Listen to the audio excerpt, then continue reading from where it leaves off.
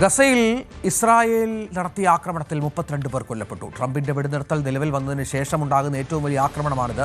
Hamas വെടിനിർത്തൽ ലംഘിച്ചുവെന്ന് ആരോപിച്ചായിരുന്നു നടപടി.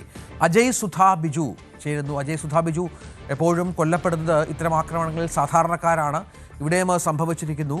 എന്തായിരുന്നു ഇസ്രായേലിന്റെ പ്രകോപനം? രഞ്ജിത്ത്, ഈ സമാധാന കരാർ നിലവിൽ വന്നതിന് ശേഷം നടക്കുന്ന ഏറ്റവും രൂക്ഷമായിട്ടുള്ള ആക്രമണം തന്നെയായിരുന്നു കഴിഞ്ഞ ദിവസം ഉണ്ടായത്. 32 പേരാണ് കൊല്ലപ്പെട്ടത്. സ്ത്രീകളും കുട്ടികളും അടക്കം ഒരുപാട് സാധാരണക്കാർ ഈ ആക്രമണത്തിന് ഇരയായതായിട്ടാണ് മനസ്സിലാക്കാൻ സാധിക്കുന്നത്. വിവിധ പ്രദേശങ്ങൾ കേന്ദ്രീകരിച്ചായിരുന്നു ആക്രമണങ്ങൾ. ഈ അഭയാർത്ഥി ക്യാമ്പുകളും അതുപോലെ തന്നെ മേഖലയിലുള്ള പോലീസ് സ്റ്റേഷൻ ഉൾപ്പെടെ ഈ ആക്രമണത്തിന് ഇരയായി. ഈ ഹമാസ് വെടിനിർത്തൽ കരാർ ലംഘിച്ചു എന്ന് ആരോപിച്ചുകൊണ്ടാണ് ഇസ്രായേൽ ഇപ്പോൾ നിലവിൽ ഇത്ര വലിയ രീതിയിൽ ഒരു ആക്രമണം നടത്തിയിരിക്കുന്നത്. ഇന്ന് മേഖലയിലുള്ള ഈജിപ്തിലേക്കുള്ള റഫ അതിർത്തി ഉടൻ തുറന്ന് കൊടുക്കാനിരിക്കുകയായിരുന്നു. അപ്പോൾ ഈ തുറന്നു കൊടുക്കുന്നതിൻ്റെ നടപടികൾ ആരംഭിച്ചതിനിടയിലായിരുന്നു ഈ ആക്രമണം നടന്നത്. ഈ ബന്ദി കൈമാറ്റവുമായി ബന്ധപ്പെട്ടിട്ടുള്ള അവസാന വ്യവസ്ഥയും ഹമാസ് ഇപ്പോൾ കഴിഞ്ഞ തിങ്കളാഴ്ച പാലിച്ചിരുന്നു. ഒരു ബന്ദിയുടെ മൃതദേഹം മാത്രമായിരുന്നു ഇസ്രായേലിന് വിട്ടു നൽകാനുണ്ടായിരുന്നത്. ആ ബന്ദിയുടെ മൃതദേഹം കൂടി കഴിഞ്ഞ തിങ്കളാഴ്ച വിട്ടു നൽകി. ഇസ്രായേൽ ഇത് ആ ബന്ദിയുടെ തന്നെയാണെന്ന് സ്ഥിരീകരിക്കുക ഉൾപ്പെടെ ചെയ്തിരുന്നു. അതിനുശേഷമാണ് ഇത്ര വലിയൊരു പ്രകോപനം ഉണ്ടായത്.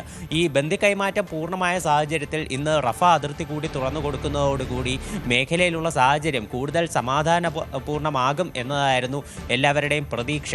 ഇത് മാത്രമല്ല, ട്രംപിൻ്റെ നേതൃത്വത്തിൽ നടന്ന സമാധാന കരാർ പ്രകാരമുള്ള രണ്ടാം ഘട്ട നടപടികൾ ഇതിനോടകം തന്നെ ആരംഭിക്കും എന്നും പലരും പ്രതീക്ഷിച്ചിരുന്നു. ഇതിൻ്റെ ഭാഗമായി ഇസ്രായേൽ അവരുടെ സേനയെ പിന്മാറ്റുന്ന നടപടികളും അതുപോലെ തന്നെ ഹമാസിൻ്റെ ഘട്ടം ഘട്ടമായിട്ടുള്ള നിരായുധീകരണം, മേഖലയിൽ പുതിയൊരു അന്താരാഷ്ട്ര സേനയെ സ്ഥാപിക്കുക, അതുപോലെ ഒരു ഇടക്കാല സർക്കാരിനെ കൊണ്ടുവരിക തുടങ്ങിയിട്ടുള്ള നടപടിക്രമങ്ങൾ എല്ലാം ആരംഭിക്കേണ്ട ഘട്ടമായിരുന്നു. ഇത്തരത്തിലൊരു ഇടക്കാല സർക്കാർ മേഖലയിൽ വന്നാൽ മാത്രമേ സ്ഥിതിഗതികൾ അത് കുറച്ചുകൂടി ശാന്തവും അത് പഴയ രീതിയിലേക്ക് കൊണ്ടുവരാനും സാധിക്കുകയുള്ളൂ.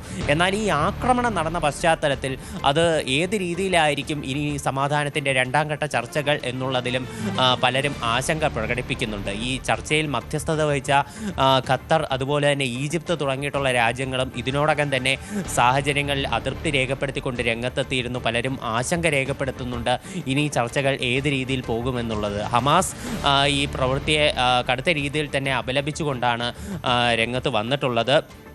ഗാസ സിറ്റി അതുപോലെ തന്നെ അൽ മുവാരി, ഖാൻ യൂനിസ് എന്നീ സ്ഥലങ്ങളിലാണ് ആക്രമണം നടന്നത്.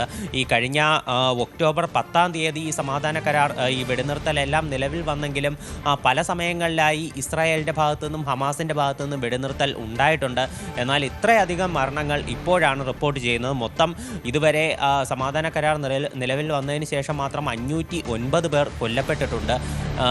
ഇനി ഈ ഒരു സംഭവത്തിൽ ഈ ട്രംപ് രൂപം കൊടുത്തിട്ടുള്ള ഒരു ബോർഡ് ഓഫ് പീസ് അവരുടെ നിലപാട് എന്താണെന്നുള്ളതും ഈ ഒരു കാര്യത്തിൽ അത് ഒരു പ്രധാനപ്പെട്ട കാര്യം തന്നെയാണ്. ശരി, അജയ് സുധാ ബിജു ആണ് വിവരങ്ങൾ പങ്കുവച്ചത്. ഇടവേളയ്ക്ക് ശേഷം തിരിച്ചു വരാം.